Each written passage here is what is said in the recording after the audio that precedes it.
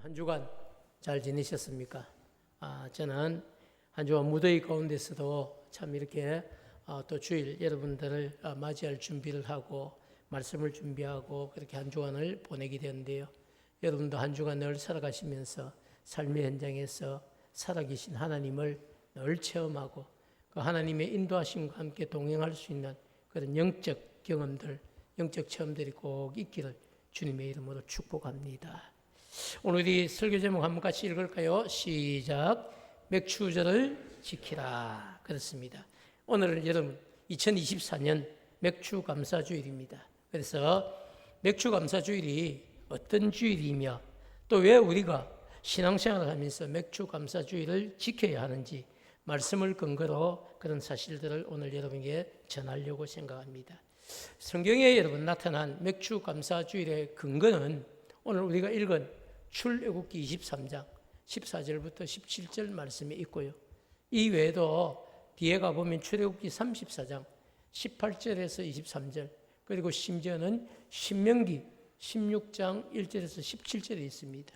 출애굽기에 나타난 것은 출애굽 1세대 백성에게 주신 말씀이기도 하고 신명기에 나타난 것은 그 40년 뒤에 출애굽기 2세대에게 주신 말씀이기도 합니다. 자, 그런데 여러분 어느 시대든지 상관없이 하나님은 모세를 통해서 출애굽기 1세대에도 맥추절을 지키도록 이야기하고 출애굽 1세대에게도 맥추절을 지키도록 말씀하셨다는 사실입니다. 우리 그 근거를 다시 한번 생각하면서 말씀을 다시 한번 더 읽어보겠습니다. 14절 말씀 시작. 너는 매년 3번 내게 절기를 지킬지니라. 너는 무교병의 절기를 지키라. 내가 내게 명령한 대로 아비벌에 정한 때에 1일 동안 무교병을 먹을지니 이는 그 달에 내가 애굽에서 나왔습니다. 애굽에서 나온 것을 기념하라는 이야기. 빈손으로 내 앞에 나오지 말지니라. 16절 말씀이죠.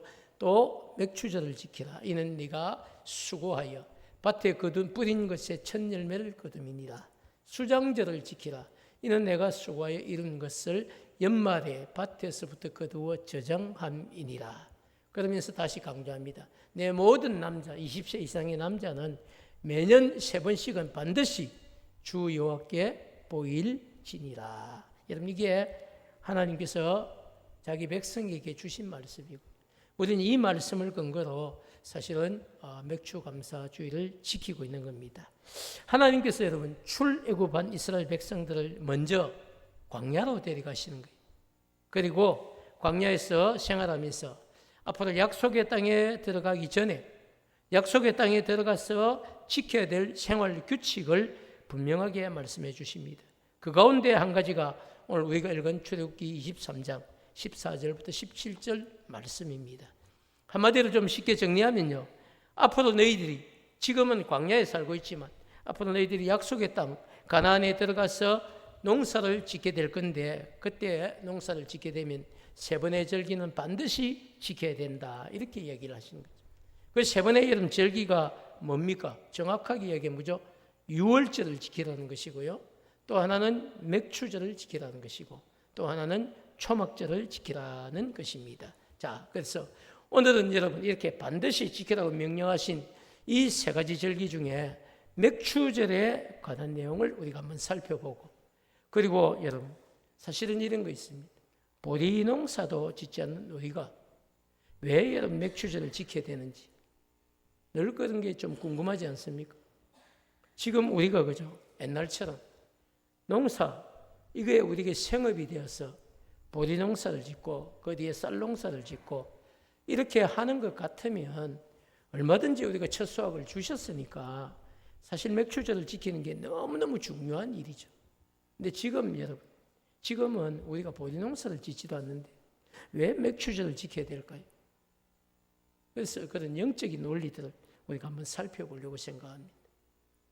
맥추절은 여러분 이스라엘 백성들이 땅에 보리와 밀을 이런 농사를 짓는데 우리하고 좀 달라요. 팔레스틴 농사는 그냥 씨를 뿌리는 겁니다. 많은 씨를 뿌릴 때는요 등짐을 지고 가면서 걸어갈 때마다 이렇게 등짐 밑에 있는 케이스죠. 밑받침을 이렇게 앞에 줄로 당기면서 드러내면요, 그것이 고정적으로 착착착착착 떨어져서 지나온 뒤에는 다 돌아보면 뭐가 떨어져 있냐면 보리와 밀의 씨앗들이 떨어져 있습니다. 그래서 그 뿌리기만 뿌리는 거예요. 우리처럼 뭐 이렇게 모를 심고 그 피를 걷어내고 수확을 거둘 때까지 막 이렇게 수고하는 것이 아니고요, 그냥 뿌리는 겁니다. 뿌리면 거기에 이제 바람이 불고 모래가 불어와서 그 씨를 덮게 되고, 씨는 또 씨앗을 뿌리를 내릴 것이고, 그리고 햇빛과 단비를 주셔서 첫 수확의 열매를 거두게 되는 겁니다. 그래서 전적으로 팔레스틴의 모든 농사는 여러분 농부의 수고보다는 누구의 수고가 더 많습니까? 하나님의 일하심이 훨씬 더 많다는 거죠. 바꾸어 이야기하면 여러분, 하나님의 돌보심의 은혜가 없이는 수확을 거둘 수가 없는 게 팔레스틴의 여러분 농사였습니다. 자, 여러분, 그래서 그렇게 여러분 생각해 보면 정말 씨를 뿌리고 난 뒤에 첫 수확의 열매를 맺도록 햇빛과 단비를 주시고 키우시는 하나님의 은혜가 있어야만 돼요. 그 하나님의 은혜에 감사드리는 마음으로 지내야 되는 절기가 뭡니까? 그게 맥추절이었어요. 자, 여러분, 그렇지만 여러분, 어떻게 보면 보리와 밀농사를 짓지 않는 울산과 같은 이런 산업도시에서는요, 이 맥추절이 썩 그렇게 지키라고 하니까 지키는데 마음에 와 닿는 절기는 아닐 수 있습니다. 그렇지만 여러분, 그럼에도 불구하고 반드시 지켜야만 하는 절기란 사실입니다. 아니, 여러분, 왜 농사도 짓지 않는데 우리가 맥추감사주의를 지켜야 됩니까? 이런 생각이 분명히 들거든요. 근데 여러분, 말씀을 우리가 가만히 한번 묵상을 해보면 하나님께서 자기 백성들에게 맥추절을 지키라고 하신 분명한 이유가 있습니다. 그 이유가 여러분 뭐냐면요, 한 주간 제가 묵상한 결론인데, 이건 하나님의 돌보심이 있다는 사실을 우리가 기억해야 됩니다. 팔레스틴에서 아까도 말씀드렸지만 농사를 지을 때는요, 전적으로 농부가 하는 일은 뭐뭐 합니까? 씨만 뿌리는 거예요. 씨를 뿌려놓고 나면 거두기까지 여러분 전체적으로 하나님의 돌보심이 있어야 돼요. 하나님께서 그 뿌린 씨가 뿌리를 내릴 수 있도록 해주셔야 되는 거예요. 또 뿌리를 내리고 난 뒤에 그게 잘 자라나서 열매를 맺도록 햇빛과 단비를 주셔야 되는 거예요. 그런 여러분 하나님의 지키심, 돌보심의 은혜가 없이는 수확을 거둘 수가 없는 거죠. 그래서 하나님은 여러분 맥추 감사절을 지키라 이렇게 이야기를 하신 건데요. 자, 사랑 여러분, 깊이 한번 묵상해 봐야 되는데요. 지금 이스라엘 백성들이 어디에 있습니까? 지금 광야에 있는 거예요. 아직 약속의 땅에 들어간 것도 아닙니다. 앞으로 이 광야에서 여러분 출애굽 1세대가 다 죽어갈 거예요. 그리고 40년이 지나서 출애굽 2세대가 이제 약속의 땅에 들어가게 될 것입니다. 그렇게 되면 이스라엘 백성 가운데 농사를 어떻게 짓는지 아는 사람 없습니다. 출애굽 1세대 같으면 그래도 애굽에서 농사를 지어봤기 때문에 농사 짓는 법을 알죠. 그러나 출애굽 1세대가 다 죽고 출애굽 2세대가 여러분 들어가게 되면요, 농사 짓는 법을 제대로 아는 사람이 없습니다. 광야에서 이미 40년 동안 하늘에서 내리는 만나만 먹고 사는데 어떻게 여러분 농사를 짓겠습니까? 농사 짓는 법을 알겠습니까? 우리도 한번 보십시오. 저기 논이 많이 있어도요, 농사를 짓는 사람들만 배워서 짓지 아무나 지을 수도 없습니다. 짓는다고도 다 수확을 거둘 수 있는 것도 아닙니다. 그렇기 때문에 여러분, 사실은 농사는 그 자체가 전적으로 하나님의 돌보심의 은혜가 있어야 되는 거죠. 사랑하는 여러분, 한마디로 농사의 전문가가 없는 형편이기 때문에 전적으로 하나님께서 햇빛과 단비를 주시고 수확을 거두게 해주셔야만 그래도 먹고 살아갈 수가 있다, 이렇게 생각해 볼 수 있습니다. 그래서 하나님은 이스라엘 백성들에게 밀과 이런 보리의 첫 수확을 거두고 감사한 마음으로 맥추절의 절기를 지키라고 그렇게 명령을 하시고, 그것이 끝이 아니죠. 절기를 잘 지키면 그 다음 해에 농사의 수확도 하나님이 더 풍성하게 채워주신다고 말씀하고 계시는 겁니다. 사랑하는 여러분, 그래서 맥추 감사주일은요, 하나님께서 반드시 자기 백성에게 지키라고 하신 이 세 번의 절기 가운데 한 번의 절기이기 때문에 선택사항이 아니고 우리가 반드시 지켜야 합니다. 더 나아가서 지키면 하나님의 돌보심이 약속된 절기이기 때문에 지키고 하나님의 돌보심 안에 있는 것이 훨씬 더 안전하기 때문에 현대를 살아가는 우리도 여러분 취사 선택이 아니라 지킬수록 복이 되는 게 뭡니까? 그게 여러분 바로 맥주 감사 주일이 있다는 사실이죠. 어떤 분들은 보리농사도 짓지 않는 우리가 왜 맥주절을 지켜야 하는지 요즘 우리하고는 맞지 않는 절기라고 생각할 수도 있습니다. 맞습니다. 생각해 보면 그 말이 틀린 말 절대로 아니죠. 맞는 이야기지만 그렇지만 여러분 왜 보리농사도 짓지 않는 우리가 절기를 지켜야 하는지 한 번만 더 생각해 보면 지키는 그것이 우리에게 훨씬 더 안전하고 복이 된다는 사실을 알 수가 있습니다. 왜 그렇습니까, 여러분? 어떤 모양으로든지 여러분 감사절을 지킨다는 것은요, 감사를 심는 기회가 되기 때문입니다. 여러분 우리가 1년 내내 감사를 심지만 그럼에도 불구하고 한 해의 절반을 살고 후반기를 시작하면서 맥주 감사절이 있어서 여러분 1년의 절반을 어떻게 살았는지 우리가 한번 돌아보고 감사할 수 있다는 것, 감사를 심을 수 있다는 것, 이게 여러분 너무 고맙지 않습니까? 그리고 감사를 심으면 그걸로 끝나는 것이 아니고 그 감사를 받으신 하나님께서 더 큰 감사할 제목들, 감사할 일들을 주신다는 것이 하나님의 약속이기 때문에 여러분 우리는 정말로 감사절을 맞이할 때마다 마음을 다한 감사를 심는, 그래서 그런 더 큰 은혜를 거두는 여러분이 꼭 되시기를 축복합니다. 사랑하는 여러분, 자, 사도 바울은 데살로니가에 있는 성도들에게 편지를 쓰면서요 이런 내용을 쓰고 있습니다. 데살로니가전서 5장 18절 여러분이 너무 잘 아는 말씀이죠. 우리 한번 같이 읽도록 하겠습니다. 범사에 감사하라. 이것이 그리스도 예수 안에서 너희를 향하신 하나님의 뜻이다. 이렇게 말씀. 범사에 감사하는 것. 기쁜 일이 있을 때만 감사하라. 그렇게 말씀하지 않았어요.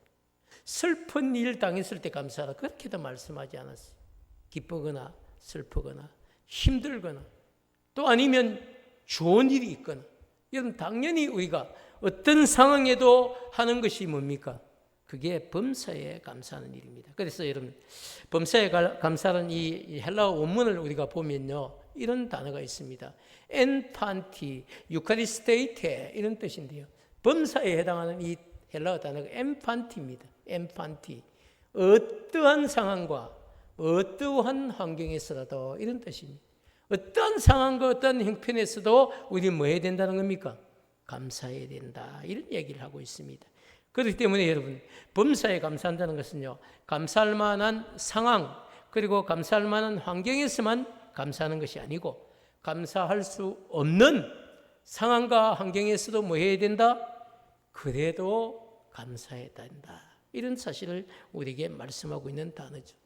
어떻게 여러분 우리가 감사할 수 없는 상황에서조차 감사할 수 있습니까? 심지어 범사에 모든 상황과 형편에서도 감사하는 것이 성도를 향해 주신 하나님의 뜻이라고까지 여러분 말씀을 하고 있습니다. 사랑하는 여러분, 그렇기 때문에 우리는 여러분 우리가 하나님의 말씀을 판단할 것이 아니고요 기록된 이 하나님의 말씀을 받고 말씀이 가라고 하면 가는 것이 여러분 복된 것이고 말씀이 하지 말라고 하면 하지 않는 것이 복되다는 사실을 우리가 다 알지 않습니까? 오늘도 말씀은 분명히 그래요. 범사에 뭐하라? 감사하라. 그것이 하나님의 뭐다? 뜻이다. 분명하게 우리에게 제시를 하고 있습니다. 사랑하는 여러분, 그렇기 때문에 사실 오늘 우리의 삶이 여러분 늘 감사해서 감사하는 것이 아니고요 조금 힘들다고 할지라도 그래도 그것이 하나님의 뜻이라면 순종해야 되지 않겠습니까? 사랑하는 여러분, 근데 오늘 우리가 읽은 말씀은 이 18절 한 절만 있는 것이 아니고요 16절, 17절, 18절이 함께 묶여 있는 본문입니다.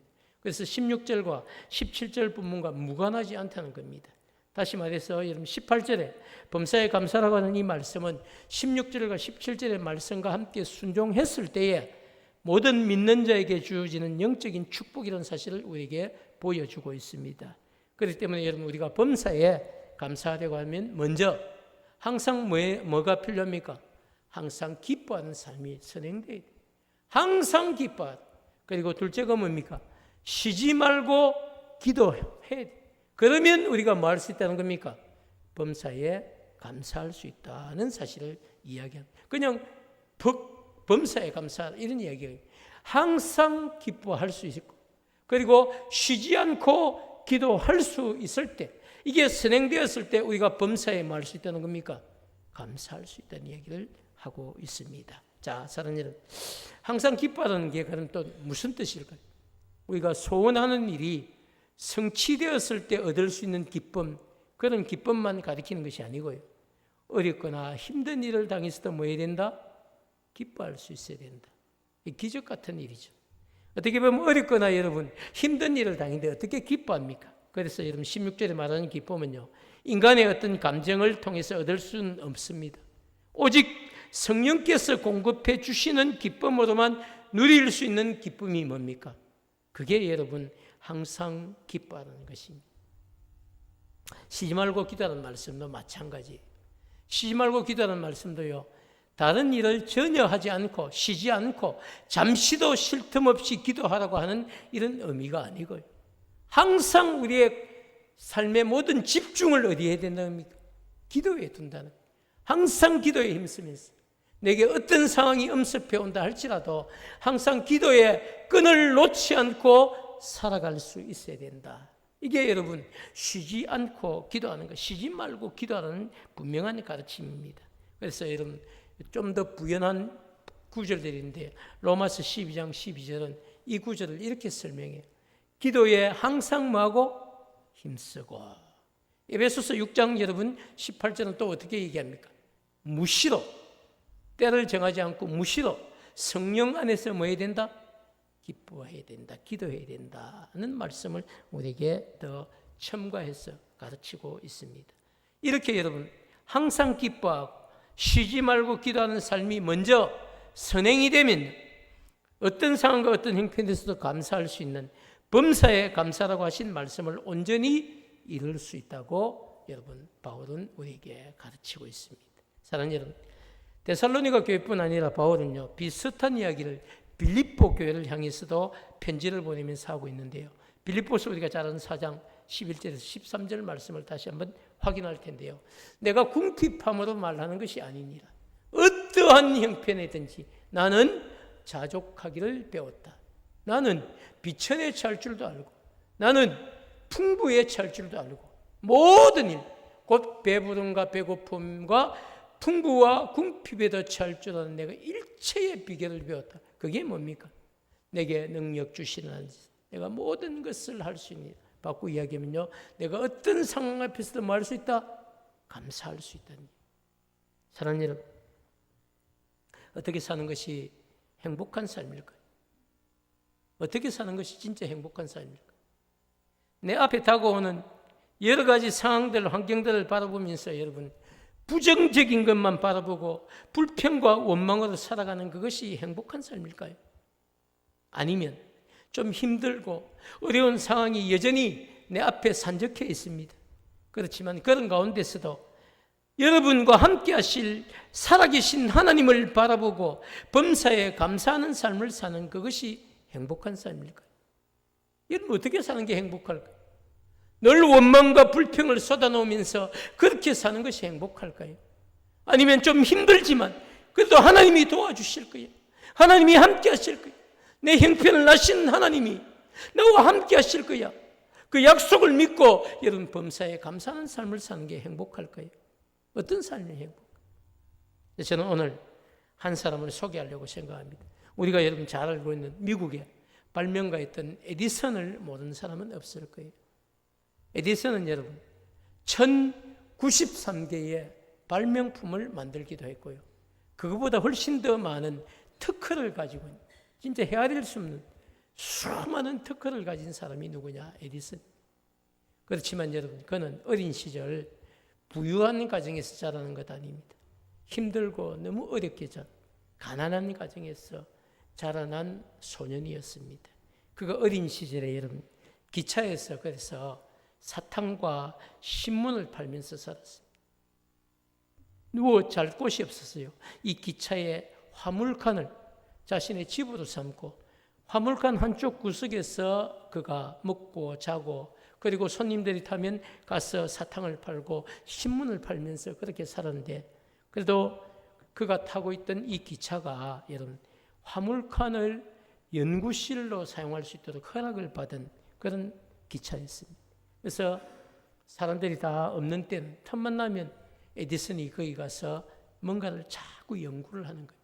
그래서 발명품을 만들기도 하고 어린 시절부터 그렇게 뛰어난 재능과 함께 자신을 개발했던 것입니다. 그런데 여러분, 어느 날 이 기차가 좀 심하게 달리다가 그 진동으로 인해서 기차에 있었던 실험약품이 떨어져서 불이 나게 되며, 화학약품이다 보니까 불이 나게 된 거죠. 그래서 기차에 여러분 이 화물칸을 홀라당 다 태워 먹은, 기차의 그 당시 책임자가 차장인데요. 이 기차의 차장이 그 책임을 에디슨에게 물어서 그냥 말로 하지 않고요.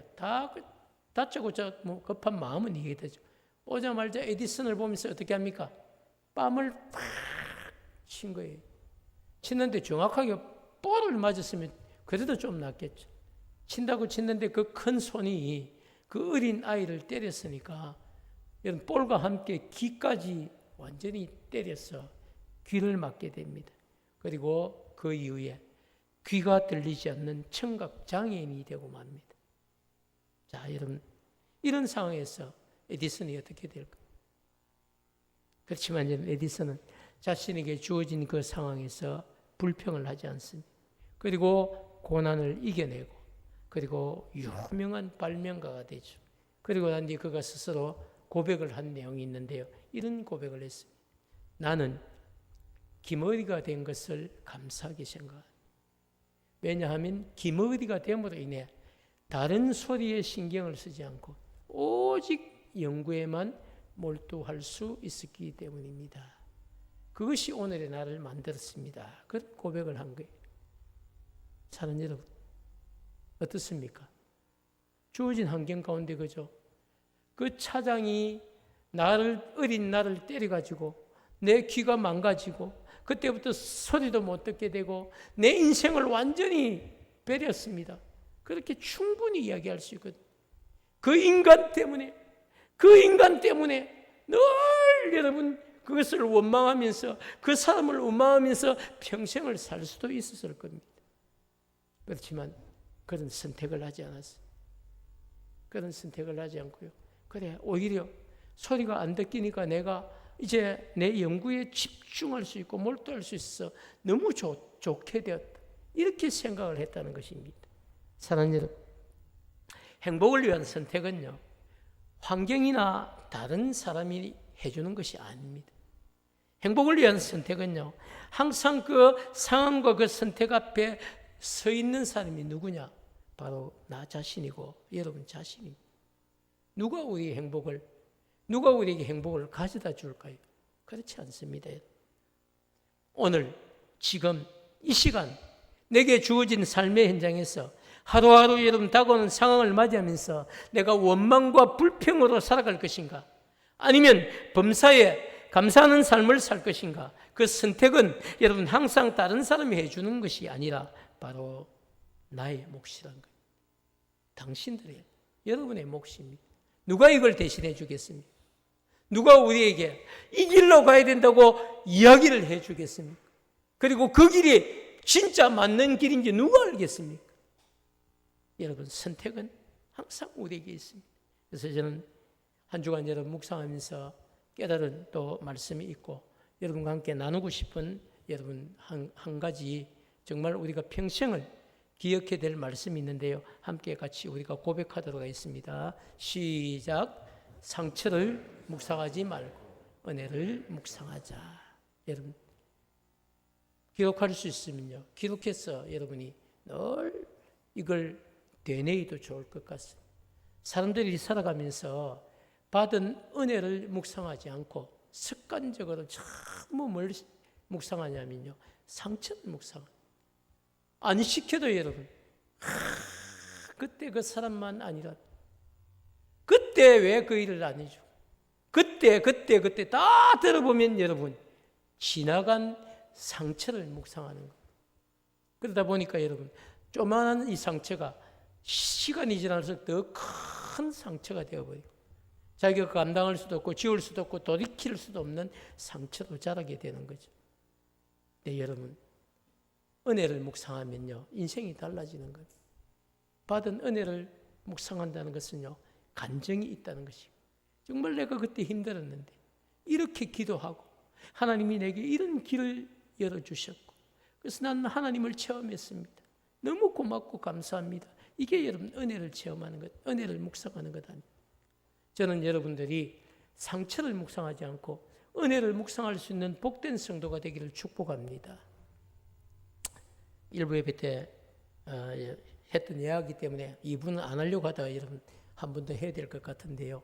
그래 필이 확 꽂힐 것 같은데 제가 여러분 사모님을 얼마나 좋아하는지 알죠?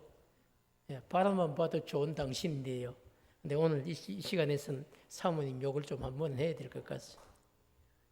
사모님이 30년이 지난 일을 가지고 저를 한 번씩 가끔 여러분 상처를 묵상할 때가 있어요. 그게 뭐냐면 우리 지훈이를 가졌을 때에 고래고기가 먹고 싶다고 이야기를 했는데 그 당시에 제가 뭔 소리 하는 지금 내일 새벽기도 가야 되는데 이 밤에 그리고 제가 완전히 한마디로 잘라버린 적이 있거든요. 지금도 한 번씩 늘 하는 것은 아니지만 1년에 한 번쯤은 듣는지 모르겠어요. 그때 먹고 싶은 거 이야기하면 그때 당신이 고래고기를 안 사줬어 이런 이야기를 하거든요. 그래서 그때 남포동 나가면 사실 고래고기가 있는데 근데 사줄 형편도 안 되고 그 시간에 나갈 마음도 없고 사실 그래서 그래 고래고기 먹고 싶지 그럼 내가 사러 나갈게라고 막 옷을 갈아입고 나갔으면 분명히 잡았을 거예요. 농담도 못하나 이랬을 낀데 근데 그때 제가 뭔 소리 하는 지금 내일 새벽기도 가야 되는데 이러고 제가 완전히 한마디로 잘라버렸는데 그게 아마 상처가 됐던 것. 그래서 그때 당신이 고래고기를 안 사줬어 이런 얘기를 가끔씩 들었던 기억이 납니다. 여러분 그거 지금 돌이킬 수 없죠. 그렇다고 지금 고래고기를 사준들 그때 그거 여러분 상처가 아무러지겠습니까? 그때 먹고 싶다 했지 이러면 어쩔 거예요. 그럼 돌이킬 수 없는 것 아닙니까? 여러분? 사람들이 살아가면서 사모님뿐만 아니라 저희 어머니도 보니까 그러더라고요. 아버지의 과오가 있거든요. 그 시절에 과오 없는 남편들이 어디 있겠습니까? 늘 지나간 그 일을 묵상하는 겁니다. 지나간 그 일을 묵상하는. 그러다 보니까 상처가 어떻습니까? 몸과 마음을 피폐하게 만드는 거예요. 여러분. 그래서 지나간 일은 지나간 대로 묻어버려야 돼요. 그리고 지난날에 그 어려움 가운데서 오늘 내가 있게 해주신 하나님, 오늘의 나를 살려주신 하나님, 아무리 오늘이 힘들지만 내 인생에 하나님의 간섭하심은 반드시 있었거든요. 저도 마찬가지. 저는 여러분도 아다시피 2016년 여러분 9월 여러분 특별 기도의 그 시간 첫날에 저는 사실 병원에 안 갔으면요. 저는 어쩌면 벌써 하늘나라 여러분보다 먼저 가 있는 하늘나라 선배가 돼 있을 수도 있습니다. 그런데 하나님이 그 순간에 깨닫게 하시고 제 발로 병원을 가게 하시고 그리고 바로 들어간 날에 이런 시술도 받게 하시고 그리고 살아났지 않습니까? 그때 의사가 사모님에게 했던 말이 특별 새벽기도 인도하러 가야 된다니까 오늘 여 병원 나가면 바로 죽을 수도 있습니다. 그 바람에 제가 새벽기도 인도를 못하고 다른 교회 부목사님을 모시고 와서 특세를 했던 적이 있거든요. 사랑하는 여러분, 인생은 그렇기 때문에 상처를 묵상해서 유익한 게 없습니다.